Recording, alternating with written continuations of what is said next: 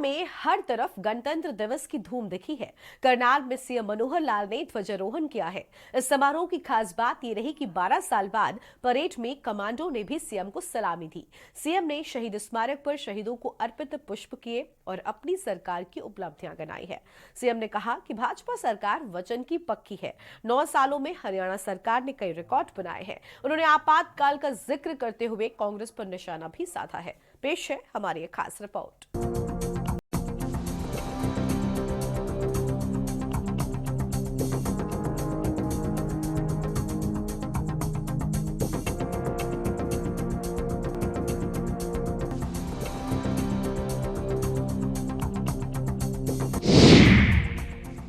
हरियाणा में गणतंत्र दिवस की धूम।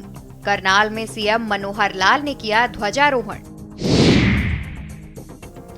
सीएम ने खुली गाड़ी में सवार होकर ली परेड की सलामी। 12 साल बाद परेड में कमांडो ने भी सीएम को दी सलामी।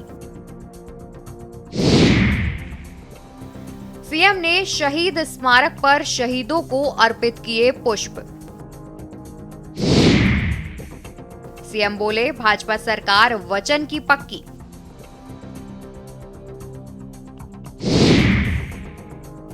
नौ सालों में हरियाणा सरकार ने रिकॉर्ड बनाए। हरियाणा में हर तरफ गणतंत्र दिवस की धूम दिखाई दी। मुख्यमंत्री मनोहर लाल ने गणतंत्र दिवस समारोह पर करनाल में राष्ट्रीय ध्वज तिरंगा फहराया। बता दें कि करनाल पुलिस लाइन में बड़े धूमधाम से गणतंत्र दिवस मनाया गया। यहां ध्वजारोहण के बाद सीएम मनोहर लाल ने खुली गाड़ी में सवार होकर परेड की सलामी ली। वहीं आपको बता दें कि 12 साल बाद परेड में कमांडो ने भी सीएम को सलामी दी। मुख्यमंत्री मनोहर लाल ने इससे पहले शहीद स्मारक पर शहीदों को पुष्प अर्पित किए। इस दौरान परेड और सांस्कृतिक कार्यक्रम आयोजित किए गए। गणतंत्र दिवस समारोह में मुख्यमंत्री युद्ध वीरांगनाओं और वीर शहीदों के परिजनों को सम्मानित किया गया। वहीं सामूहिक मास पीटी शो हुआ और मोटरसाइकिल डेयर डेविल शो का भी प्रदर्शन किया गया। बता दें कि सांस्कृतिक कार्यक्रमों की शुरुआत में गुरुकुल नीलोखेड़ी के बच्चों ने मलखंब की प्रस्तुति दी। इसके बाद DAV police public school, OPS Vidya Mandir, Dayal Singh public school और विभिन्न राजकीय स्कूलों की छात्राओं की ओर से सांस्कृतिक कार्यक्रम प्रस्तुत किए गए। आपातकाल का जिक्र, कांग्रेस पर निशाना।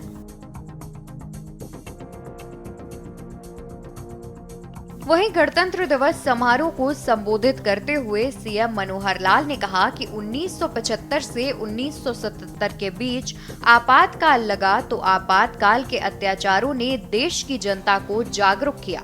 पहली बार जब शासन व्यवस्था बदली तब इस गणतंत्र का लोगों को आभास हुआ कि देश में शासन व्यवस्था के माध्यम से हम अपना भविष्य बना सकते हैं। इस तरह कांग्रेस के वंशागत राज को समाप्त करने की परंपरा उस समय से शुरू हुई। सीएम मनोहर लाल ने कहा कि देश का गणतंत्र 1950 में लागू हुआ, लेकिन वर्षों तक इस गणतंत्र का आभास हमारे देश की जनता को नहीं हो पाया। कहने को कहा गया कि ये जनता का शासन है, जनता के लिए है, लेकिन देश की आजादी के लगभग 60 साल तक हमारे देश के लोगों को गणतंत्र का लाभ नहीं हुआ, बल्कि यहाँ भी एक परिवार ने देश की शासन व्यवस्था को फंसा कर रखा। अगर ये जनता का शासन है, जनता द्वारा है, जनता के लिए है, कहने को सब कहा गया, लेकिन प्राचीन समय से यानी देश की आजादी के बाद लगभग 60 साल तक हमारे देश के लोगों को गणतंत्र का लाभ नहीं हुआ, बल्कि यहां भी एक परिवार के नाते से इस देश की शासन व्यवस्था को फंसा कर रखा गया। ये तो संयोग है कि उस परिवार का जो शासन के नाते से वर्चस्व बना हुआ था, 1975 और 1977 के बीच में जो आपातकालीन लगी, उस आपातकालीन के अत्याचारों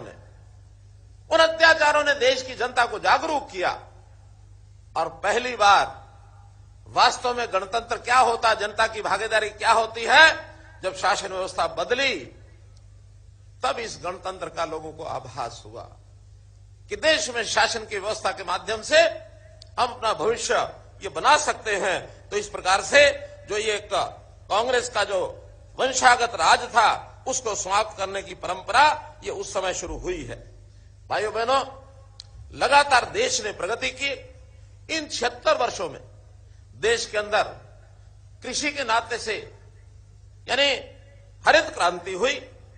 देश के सारे यानी जनता को उसका भरण पोषण करने का काम विशेष तौर पर हरियाणा और पंजाब उत्तरी भारत से के किसानों ने करके दिखाया। देश के अंदर उन्नत प्रौद्योगिकी इसका भी बहुत विकास और विस्तार हुआ। हमारे यहां मिसाइलें बनने लगी। सूर्ययान आदित्य का जो हमने L1 का एक सूर्य की परिक्रमा करने के लिए जो वैज्ञानिकों ने इतना बड़ा उपक्रम किया, इसी प्रकार चंद्रयान के नाते से दक्षिणी ध्रुव के ऊपर पहली बार भारत द्वारा भेजा गया चंद्रयान, और वो आज भी चंद्रमा की फोटो ले रहा है। तो इस प्रकार से देश ने 70 साल में बहुत उन्नति की है, और उस उन्नति के माध्यम से हम आज निरंतर आगे बढ़ रहे हैं। 9 सालों में हरियाणा सरकार ने रिकॉर्ड बनाए। बता दें कि इस मौके पर मुख्यमंत्री मनोहर लाल ने अपने 9 सालों की उपलब्धियों की चर्चा की। कहा कि हरियाणा ने पिछले 9 सालों में बेहतरीन रिकॉर्ड बनाए हैं। प्रदेश में कई ऐसी योजनाएं भी शुरू की गई हैं कि देश के दूसरे राज्य भी हमारा अनुसरण कर रहे हैं ताकि वो कैसे आगे बढ़े। मुख्यमंत्री ने कहा कि शिक्षा में हमने मापदंड रखा कि हर 20 किलोमीटर में एक कॉलेज अवश्य होना चाहिए ताकि प्रदेश के लड़के लड़कियों को ज्यादा सफर न करना पड़े। सरकारी स्कूली बच्चों को 5 लाख टैबलेट दिए ताकि विज्ञान के युग में उनकी शिक्षा घर बैठे हो सके।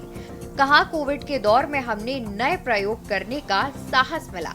मुख्यमंत्री मनोहर लाल ने कहा कि भारतीय जनता पार्टी मौजूदा समय में प्रत्येक व्यक्ति को योजनाओं का लाभ दे रही है, चाहे वह विकसित भारत यात्रा के तहत हर घर तक पहुंचना हो या फिर अन्य जो राज्यों और केंद्र सरकार के द्वारा चलाई हुई योजनाएं हो।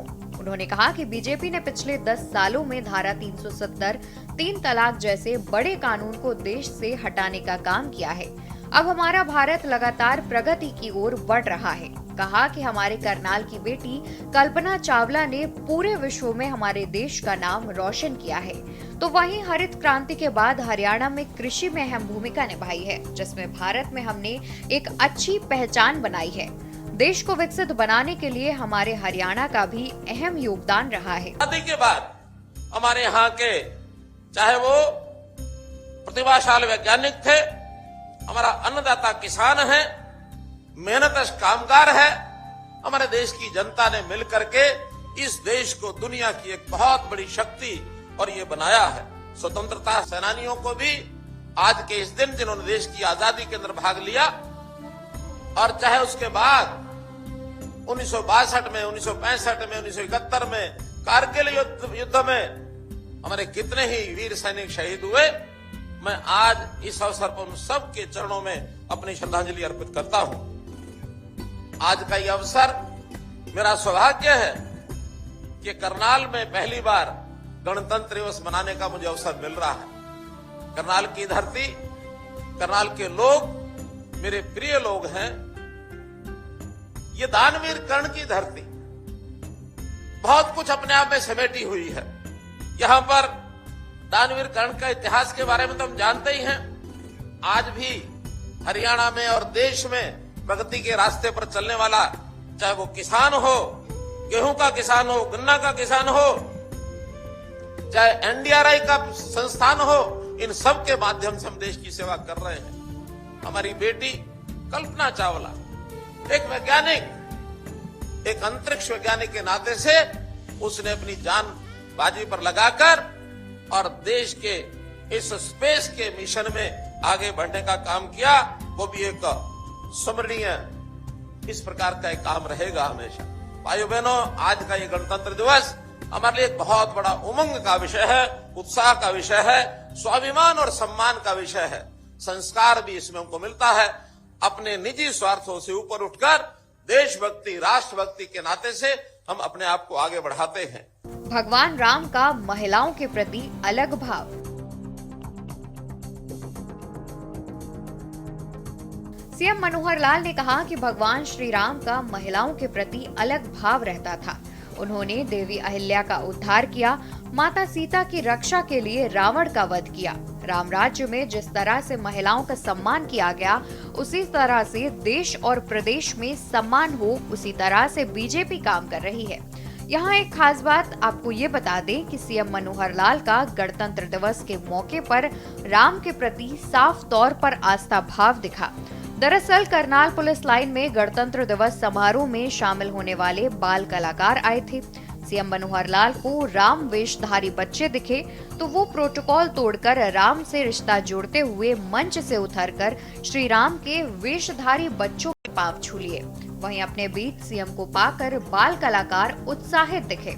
सीएम ने कहा कि हमारी सरकार वचन की पक्की है, हम जो कर सकते हैं सिर्फ उसी की बात कहते हैं और जो नहीं कर सकते उसको कभी भी अपनी जुबान पर नहीं लाते। हम व्यवस्थाएं बनाते हैं और जब भी नौकरियों की बात करते हैं तो दूसरे लोग उसमें व्यवधान पहुंचाते हैं। हरियाणा में एक गैंग ऐसा भी है जो भर्ती रोको गैंग है, जो कोर्ट में जाकर खड़े हो जाते हैं, क्योंकि ऐसी विरोधी ताकतें प्रदेश को आगे बढ़ते हुए नहीं देखना चाहती, वरना हम पारदर्शी तरीके से काम करते हैं। बता दें कि यमुनानगर के तेजली खेर परिसर में गणतंत्र दिवस कार्यक्रम का आयोजन किया गया। कार्यक्रम में गृह मंत्री अनिल विज ने झंडा फहराकर प्रदेश और देशवासियों को शुभकामनाएं दी। कहा कि अयोध्या में राम मंदिर बनाना सरकार का ऐतिहासिक फैसला है। सिरसा में डिप्टी सीएम दुष्यंत चौटाला ने शहीद भगत सिंह स्टेडियम में ध्वजारोहण किया। गणतंत्र दिवस पर सिरसा के शहीद भगत सिंह स्टेडियम में झंडा फहराया और परेड की सलामी ली, जबकि सोनीपत में भाजपा प्रदेश अध्यक्ष नायब सैनी ने ध्वजारोहण किया। वहीं फतेहाबाद के पुलिस लाइन में जिला स्तरीय गणतंत्र दिवस समारोह का आयोजन किया गया। समारोह में विकास एवं पंचायत मंत्री देवेंद्र सिंह बबली ने ध्वजारोहण किया। इससे पहले उन्होंने शहीद स्मारक पर जाकर शहीदों और स्वतंत्रता सेनानियों को श्रद्धांजलि दी। ध्वजारोहण के बाद पंचायत मंत्री ने परेड का निरीक्षण किया और मार्च पास्ट की सलामी ली। पुलिस के जवानों के अलावा होमगार्ड और एनसीसी के विद्यार्थियों ने परेड में भाग लिया। स्कूली बच्चों की ओर से सांस्कृतिक कार्यक्रमों की प्रस्तुति भी दी गई। वहीं अम्बाला में हरियाणा के शिक्षा मंत्री कंवरपाल गुर्जर ने ध्वज फहराकर परेड की सलामी ली। इस दौरान शिक्षा मंत्री कंवरपाल गुर्जर ने प्रदेशवासियों को मंच से गणतंत्र दिवस की शुभकामनाएं भी दी। वहीं मंच से अपने संबोधन के दौरान कंवरपाल गुर्जर ने सरकार के द्वारा किए जा रहे कार्यों की जानकारी भी दी। गणतंत्र दिवस पर झांकियां आज ही निकाली गई हैं। मुझे आपको बताते हुए बड़ी खुशी हो रही है कि पिछले लगातार 3 वर्षों, क्योंकि वहाँ झांकियों का चयन होता है, सारे देश में बढ़िया थीम, बढ़िया योजना को लेके आने वाली झांकी, उसी को शामिल किया जाता है। और हमने पिछले 2022 में अपने खेलों के माध्यम से खिलाड़ियों का प्रदर्शन, इसकी झांकी हमारी सिलेक्ट हुई। 2023 में हमारी गीता जयंती की झांकी, अंतर्राष्ट्रीय गीता जयंती, जो विश्व एक प्रकार से प्रसिद्ध ऐसा कार्यक्रम बन गया है, उसकी झांकी हमारी सिलेक्ट हुई। और इस बार आज भी हरियाणा की एक झांकी सिलेक्ट हुई और जो उसमें परिवार पहचान पत्र की हमारी जो सेवा है, ये सिलेक्ट की गई और इसको देश और दुनिया के सामने रखा गया कि हरियाणा में इस प्रकार का कार्यक्रम चलाया गया। हरियाणा की झांकी ने मन मोहा।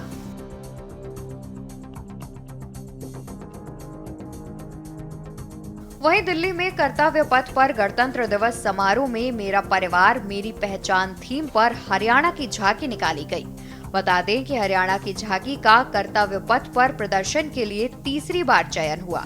चयन रक्षा मंत्रालय की विशेषज्ञ कमेटी द्वारा किया गया। दरअसल हरियाणा ऑनलाइन सेवाओं के लिए पहले ही देश भर में उत्कृष्ट कार्य कर रहा है।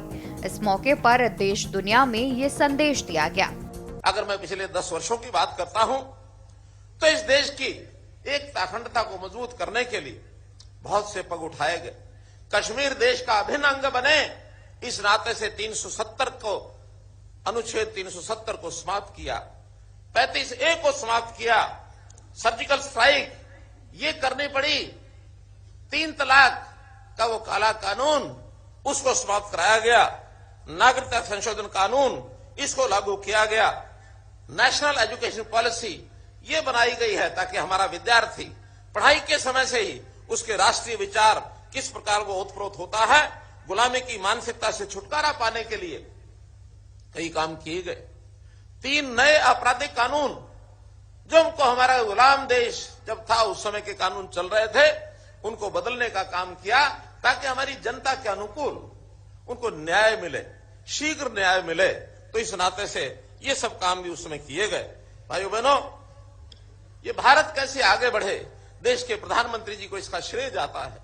दुनिया के अंदर दो प्रकार के देश माने जाते हैं, विकसित देश और विकासशील देश।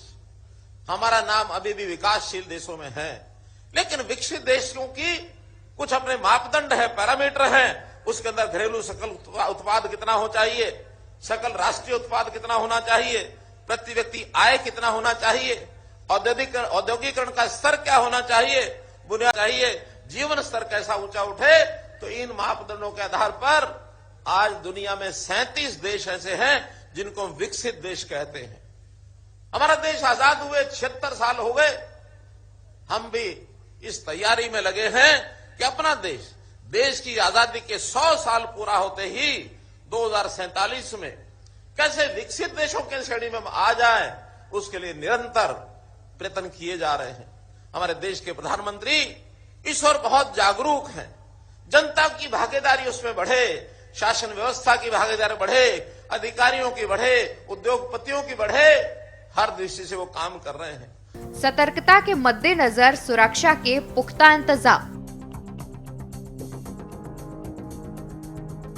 वहीं गणतंत्र दिवस पर सतर्कता के मद्देनजर हरियाणा में सुरक्षा के पुख्ता इंतजाम किए गए। रेलवे स्टेशन, बस अड्डा, बाजार, गेस्ट हाउस और धर्मशाला आदि स्थानों पर सुरक्षा बल मुस्तैद दिखे। वहीं हाईवे पर भी पुलिस वाहनों की जांच करती नजर आई। कानून व्यवस्था बनाए रखने के लिए पुलिस ने नाकों पर बैरियर लगाकर चेकिंग की, जबकि थाना प्रभारियों ने अपने अपने क्षेत्र में असामाजिक तत्वों पर निगरानी रखने के लिए भीड़ भाड़ वाले इलाकों में गश्त की। शहीदी स्मारक कार्यों के लिए 112 करोड़ की मंजूरी।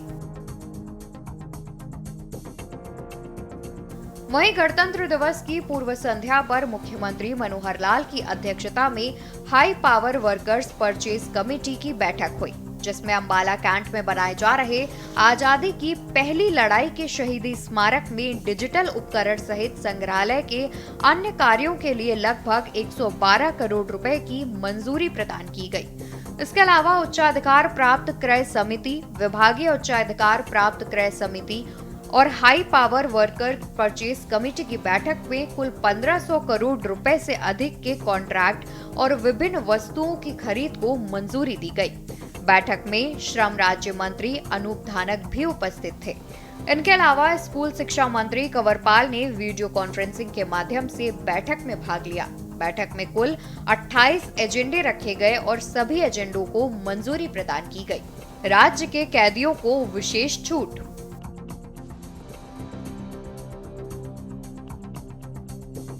वहीं मनोहर सरकार ने गणतंत्र दिवस के अवसर पर राज्य में आपराधिक अधिकार क्षेत्र के न्यायालयों द्वारा सुनाई गई सजा भुगत रहे कैदियों को विशेष छूट दी है। जिन अपराधियों को 5 वर्ष से कम की सजा सुनाई गई है, उन्हें 30 दिन की छूट प्रदान की जाएगी। वहीं जिन अपराधियों को आजीवन कारावास, 10 वर्ष या इससे अधिक की अवधि की सजा सुनाई गई है, उन्हें 60 दिन और जिन अपराधियों को 5 वर्ष से ऊपर व 10 वर्ष से कम की सजा सुनाई गई है, उन्हें 45 दिन की छूट प्रदान की जाएगी। हरियाणवी संस्कृति एवं लोक कला को बढ़ावा। वहीं गणतंत्र दिवस के मौके पर आपको जानकारी दे दें कि हरियाणवी संस्कृति एवं लोक कला को बढ़ावा देने के तहत नई पीढ़ी को रूबरू कराने के लिए मनोहर सरकार की ओर से प्रदेश के गांवों में महिला सांस्कृतिक केंद्र खोले जाएंगे, जहां महिलाओं को निशुल्क गीत, संगीत, नाटक आदि कला का प्रदर्शन करने का अवसर मिलेगा। यहाँ महिलाएं खुद सीख भी सकेंगी और निपुण महिलाएं दूसरों को सिखाएंगी भी। इसके अलावा महिलाओं और बच्चों से जुड़े अन्य मनोरंजक कार्यक्रम भी होंगे। करनाल जिले के 46 गांवों में भी इस तरह के केंद्र खोले जाएंगे। शुरुआती चरण में जिन पंचायतों ने जगह उपलब्ध कराई है, उनका चयन किया गया। इन गांवों में बदहाल पड़े भवनों को नया रूप देते हुए केंद्र के रूप में तैयार किया जाएगा। इस कार्य पर जिला परिषद की ओर से 2 से 10 लाख रुपए तक प्रत्येक गांव में खर्च किए जाएंगे। बता दें कि अधिकारियों ने काम को लेकर योजना बना ली है। केंद्र बनाने में जिले में करीब 1.89 करोड़ रुपए की राशि को जिला परिषद की ओर से मंजूरी दी गई है। पंचायती राज के अधिकारियों की ओर से इस परियोजनाओं पर काम किया जाएगा। नए वित्त वर्ष से पहले सभी 45 महिला सांस्कृतिक केंद्रों को तैयार करने का लक्ष्य रखा गया है। इन केंद्रों में ग्रामीण महिलाएं खाली समय में नाच गाकर मनोरंजन करेंगी। इस केंद्र में जहां महिलाएं अपनी कला का प्रदर्शन करेंगी, वहीं अन्य ग्रामीण लोकगीत और लोक कलाओं का लुत्फ उठा सकेंगे, जिसके लिए इन केंद्रों में दर्शकों को बिठाने की व्यवस्था भी की जाएगी। उसमें ढोल नगाड़ा व अन्य वाद्य यंत्र रखे जाएंगे। साथ ही वहां पर विभाग की ओर से संगीत सुनने वालों के लिए भी व्यवस्था की जाएगी। स्पेशल डेस्क के न्यूज इंडिया।